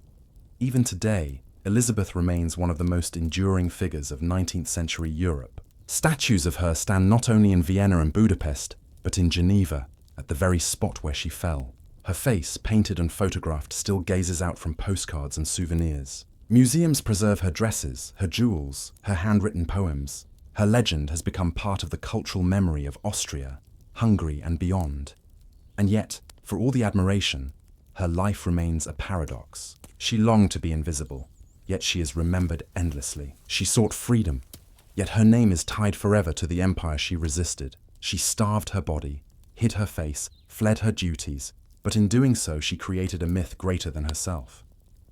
You may find yourself wondering, was Elizabeth, in the end, victorious in her struggle against the crown, or did the crown, by turning her into legend, claim her forever? After Elizabeth's sudden death in Geneva, the Habsburg Empire continued its routines, as empires always do. The court in Vienna did not stop. The rituals of state, the ceremonies of bureaucracy, the daily rhythm of imperial administration, all of it went on, steady, unshaken. And yet, the absence of the empress left an emptiness that lingered not in politics, but in memory. Franz Joseph, who had been emperor for nearly half a century already, bore his grief with the same discipline that had defined his entire life. He was not a man to indulge in outward displays of sorrow. He had buried siblings, children, and his brother Maximilian executed in Mexico. Now he buried his wife. For him, loss had become almost routine. But behind the facade of composure, those close to him noticed that Elizabeth's death weighed heavily. In the years that followed, Franz Joseph continued his duties with unrelenting diligence. He rose early, worked through piles of documents, met his ministers, and kept to his schedule. Yet there was a new solitude about him. He no longer had Elizabeth, even in her absence, as a counterpart. Though she had spent little time at court in her final decades, she had been a presence, a figure who balanced his rigidity with her unpredictability.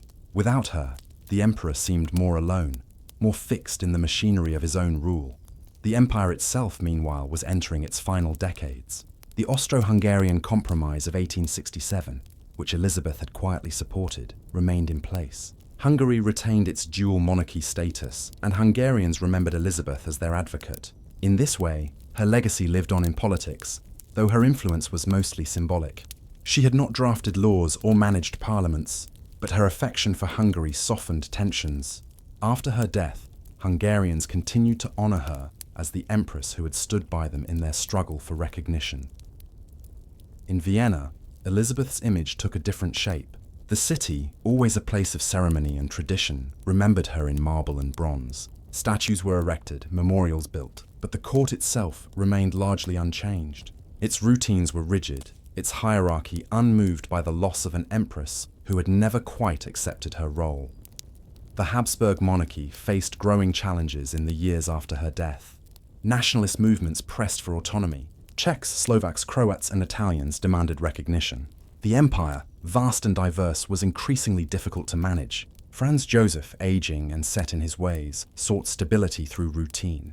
But the world was changing, and the monarchy was less and less able to keep pace. Elizabeth, had she lived, would not have altered the course of these political struggles. She had never been a stateswoman in the practical sense. Yet one wonders whether her presence, her sympathy for certain peoples of the empire, might have softened its harsh edges. She had humanized the crown in a way Franz Joseph could not. Without her, the monarchy seemed colder, more mechanical, more distant from its subjects. Her death also marked, in some ways, the passing of an age. The late 19th century was moving toward the upheavals of the 20th. New ideologies, new technologies, and new conflicts were reshaping Europe. In Vienna, the arts flourished. The music of Mahler, the writings of Schnitzler, the philosophies of Freud. But the court, still locked in ritual, seemed increasingly out of step. Elizabeth's story, tragic and romantic, belonged to the old world, the world of empires, crowns, and courtly sorrow. Franz Joseph lived on for nearly 2 more decades after Elizabeth's assassination.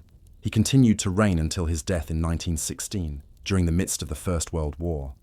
By then, the empire was crumbling. Nationalist movements had grown stronger. Alliances had drawn Austria into catastrophic conflict, and the old structures of monarchy were collapsing.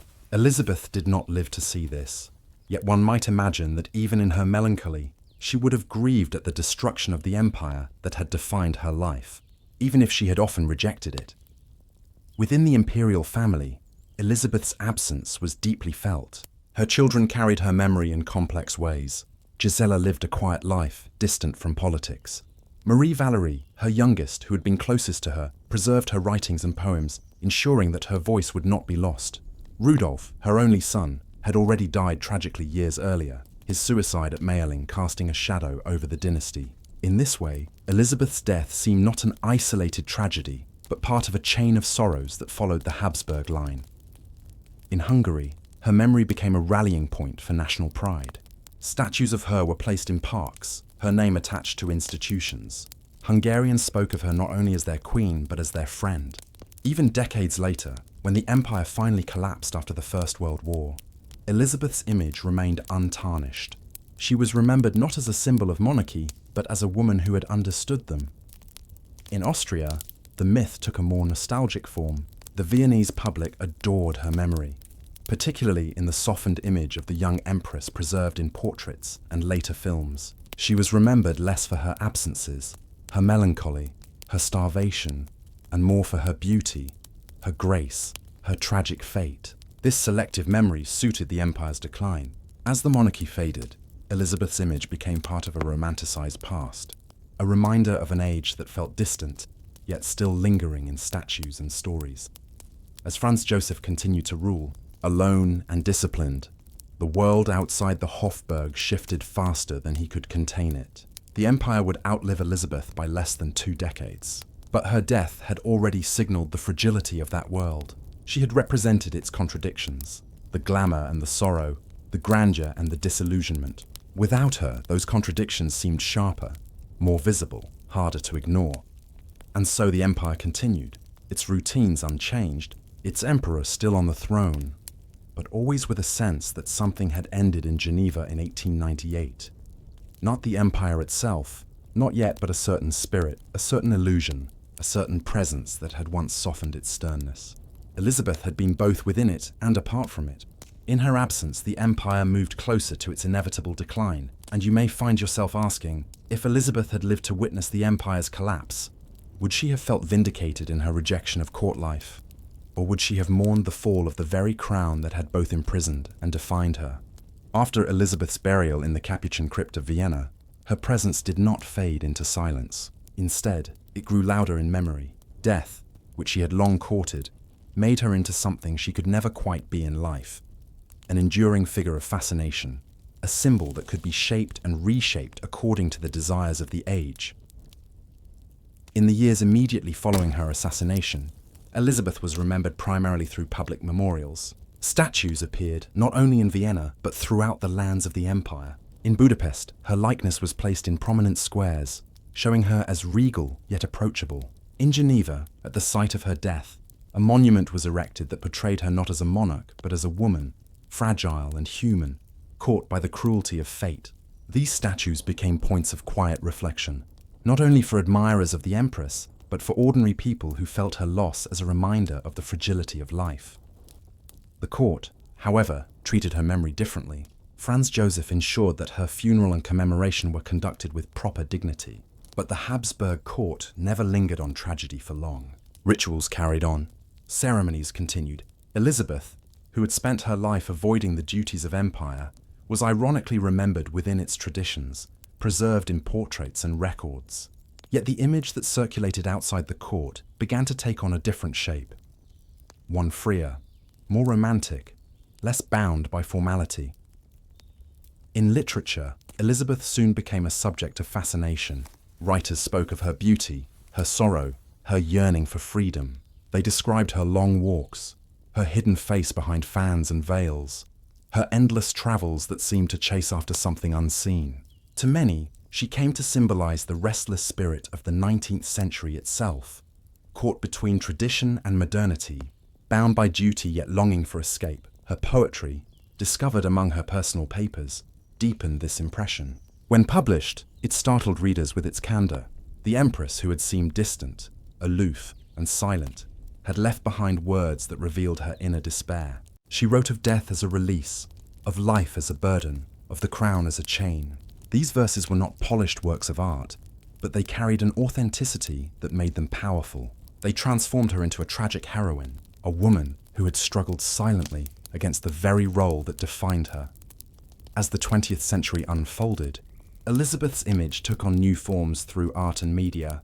In the mid-1900s, a trilogy of films starring Romy Schneider presented her as Sisi, the youthful, radiant empress, innocent and full of charm. These films, light and romantic, became immensely popular, shaping how entire generations remembered her. They showed the fairy tale of her life. The young Bavarian duchess chosen by the emperor, the grand wedding, the glitter of the Viennese court. Yet they left out her melancholy, her obsession with diet, her veiled solitude, and her violent death.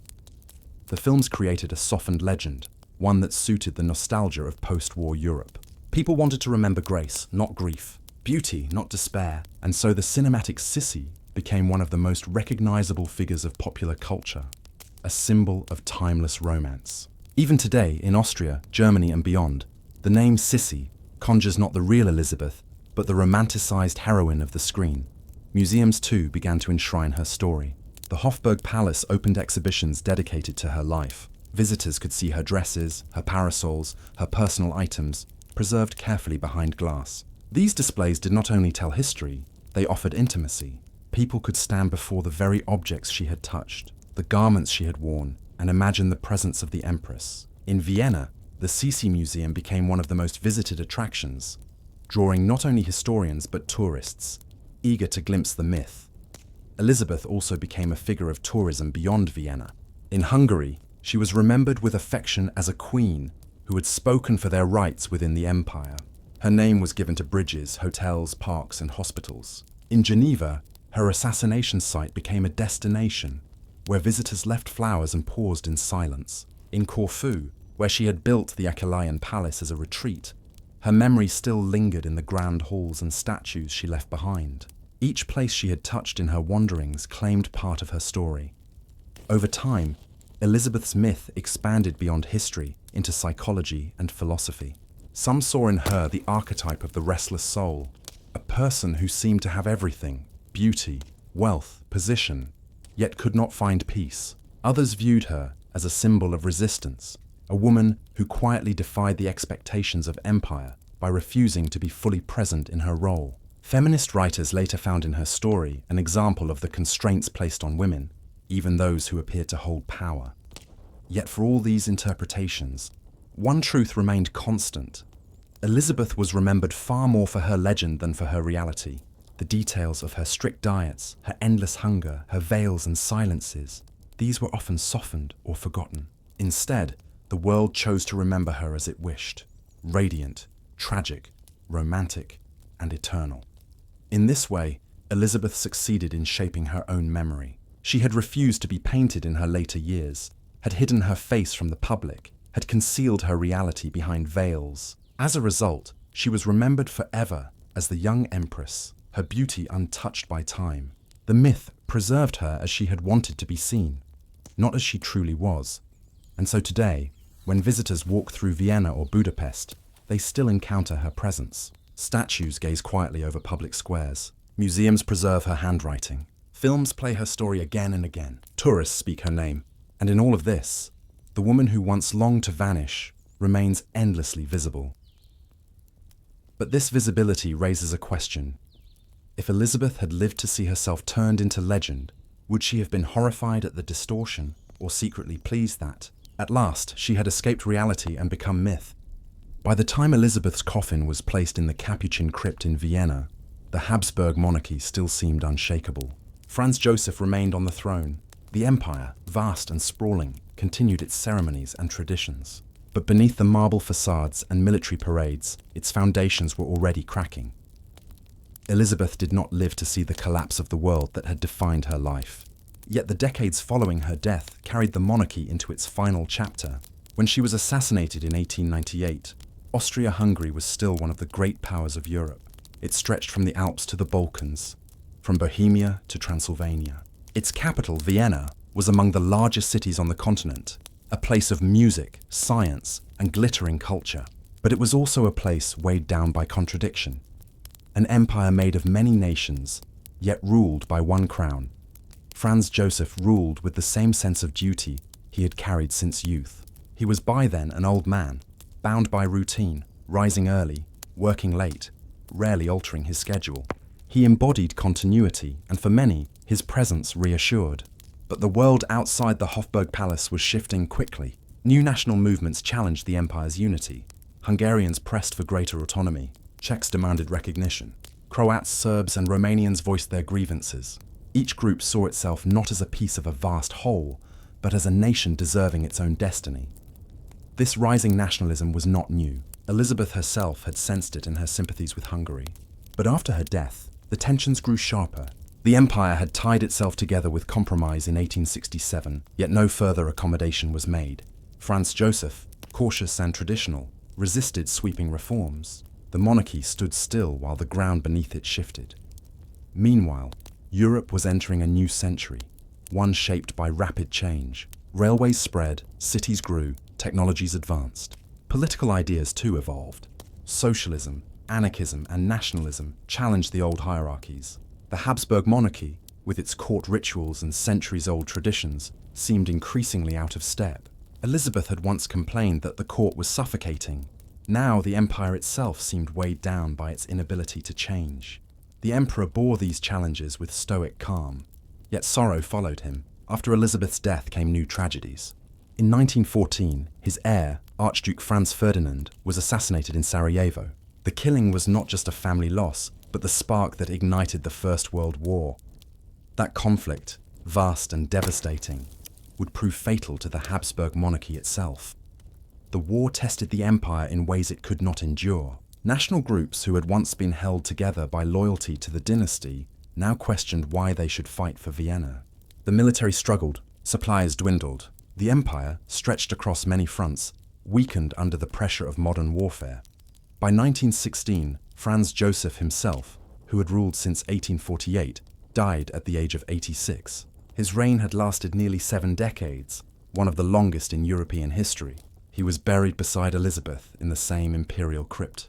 Their tombs, placed close together, seemed to close a chapter of the Habsburg story. For the people, his death felt like the end of an era. The empire, however, continued briefly under his grandnephew Charles III. But Charles inherited a state already broken. Defeat in the First World War was near. National groups seized the moment to declare independence. Czechoslovakia was born. Hungary separated. Poland re-emerged. The empire, once so vast, fractured into pieces almost overnight. By 1918, Austria-Hungary ceased to exist. And so, less than 20 years after Elizabeth's death, the monarchy itself fell. The crown she had once resisted, the empire that had both defined and confined her, vanished from the map of Europe. Only memory remained, the memory of an empire that had ruled for centuries, and of the empress who had both belonged to it and rebelled against it. The irony is striking. Elizabeth had spent her life trying to escape the weight of monarchy, hiding from its rituals, starving herself as if to slip free of its expectations. And yet, in the end, she outlasted it. Not in life, but in legend. The empire collapsed, but her myth endured. Statues of her remained standing even when Habsburg rule disappeared. Her name was still spoken long after crowns were laid aside. Vienna itself changed. Once the capital of an empire, it became the capital of a small republic. The grand palaces still stood, but their power had vanished. Tourists now wandered through halls once reserved for emperors. The city that had once been the center of a vast realm was now just one city among many. But in this smaller Austria, Elizabeth's memory grew larger. She became part of the nostalgia for a vanished world, the romantic face of an empire remembered more fondly in memory than it had been in reality. Her story was now inseparable from the story of the empire itself. When people spoke of Austria-Hungary, they often spoke of her, not of the bureaucrats or the ministers, but of the restless empress with the long hair and veiled face. In her, people found a symbol for the entire dynasty, glittering yet troubled, powerful yet fragile, enduring yet doomed. As the 20th century advanced, Elizabeth's myth travelled further than the empire had ever reached. Films and novels spread her story across Europe and beyond. She became a figure not only of Austrian or Hungarian history, but of global fascination. Even where the empire was forgotten, the legend of Sisi lived on. And so, when we think of the Habsburg world today, we often think less of Franz Joseph, less of ministers or battles, and more of Elizabeth. Her image lingers while the empire itself is gone. The dynasty, once among the most powerful in Europe, survives only in memory. But Elizabeth, restless, hidden, tragic, remains vividly alive in popular imagination. It leaves one to wonder, did Elizabeth, in her quiet defiance, sense that the empire itself would not last? Or would she have been startled to know that long after crowns were gone, her own legend would endure, brighter than the monarchy she had resisted? Looking back on Elizabeth's life more than a century after her death, historians face a challenge. The legend of Sisi is so strong, so widely known, that it often obscures the reality of the woman who lived behind it. Her story has been polished, softened, and romanticized in ways that suit nostalgia, but blur truth. And yet, careful study reveals a far more complex figure, an empress who embodied the contradictions of her time. Elizabeth is remembered first, almost always, for her beauty. From her youth, her long hair and slender figure drew admiration across Europe. She became an icon of elegance, a standard of grace. But historians remind us that this beauty came at a cost. Behind the radiant portraits lay endless self-discipline, strict diets, fasting, hours of exercise, and a relentless battle against the natural process of aging. She did not merely possess beauty, she worked for it with an intensity that bordered on suffering. She is also remembered for her melancholy.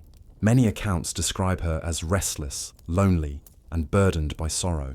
Yet even here, historians caution against exaggeration. Her depression was real, but it was shaped by the constraints of her environment. As a woman in the 19th century court, her role was largely ceremonial. Power rested in the hands of her husband and his ministers. Her attempts to assert independence through travel, poetry, or her sympathies for Hungary were subtle ways of carving space for herself in a rigid world. Her relationship with Franz Joseph, often portrayed as cold, was in fact more nuanced. He loved her deeply, and she respected his dedication, but their personalities diverged. Franz Joseph was disciplined, punctual, devoted to duty. Elizabeth was impulsive, elusive, resistant to routine. Their marriage reflected not only personal differences, but also the burdens of monarchy, where private lives were bound to public roles. Historians see in their relationship the struggle of two people caught in an institution larger than themselves. Elizabeth's place in politics was indirect yet important. She was not a ruler in the traditional sense, but her influence in Hungary during the Compromise of 1867 left a lasting mark.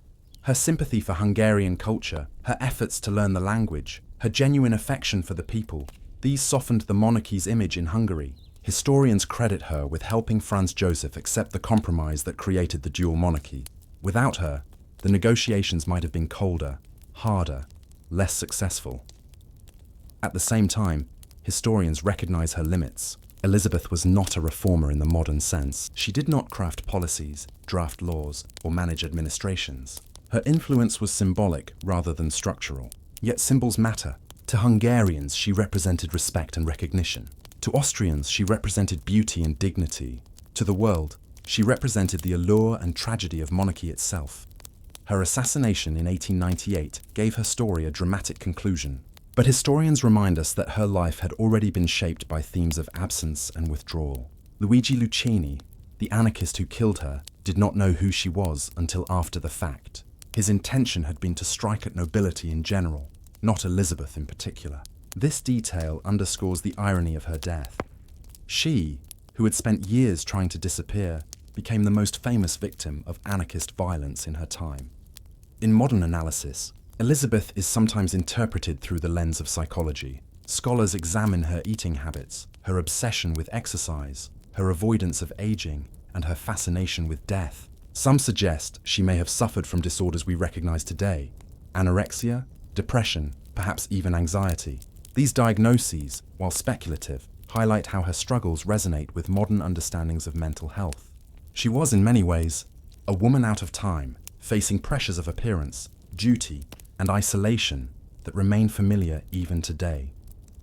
Yet her historical importance lies not only in her personal struggles, but in what she represents. Elizabeth was a mirror of the 19th century itself, a period caught between tradition and change, empire and nation, ceremony and individuality. She lived at a time when monarchies still held power, but were increasingly questioned. Her refusal to fully conform, her withdrawal from court life, her endless travels, all can be seen as responses to an age of transformation. Today, historians try to separate Elizabeth the woman from Sisi, the legend.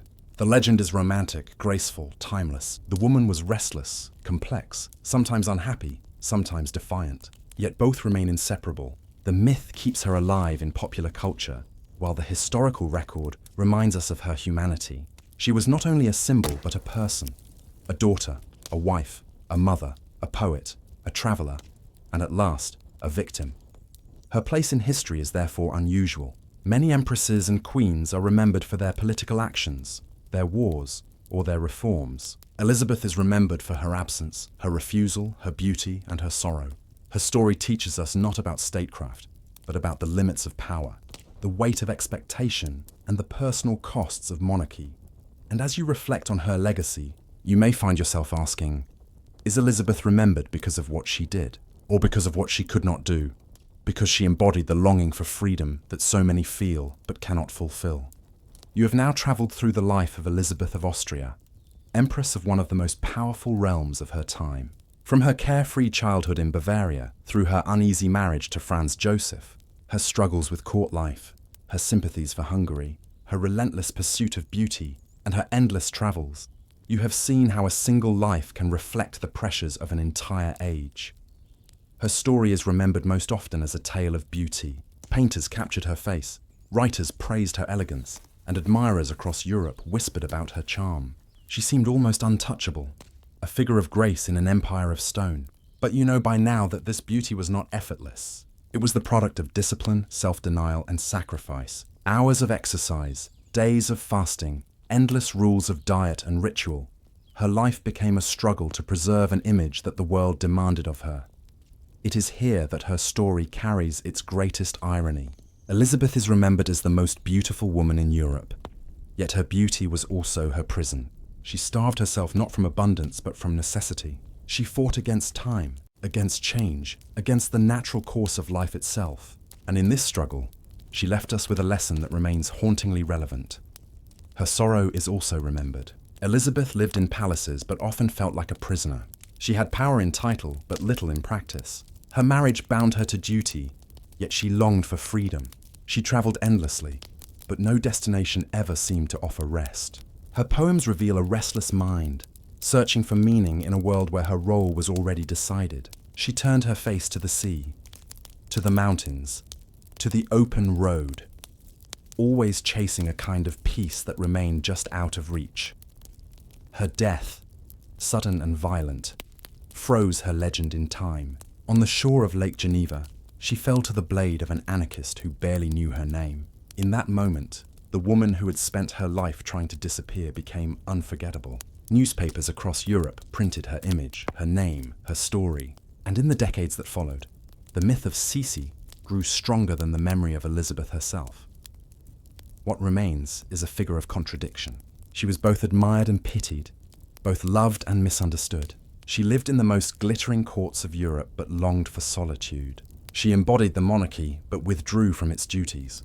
She was celebrated for her beauty but tormented by the effort of maintaining it. She starved herself, and in doing so, she became immortal in memory.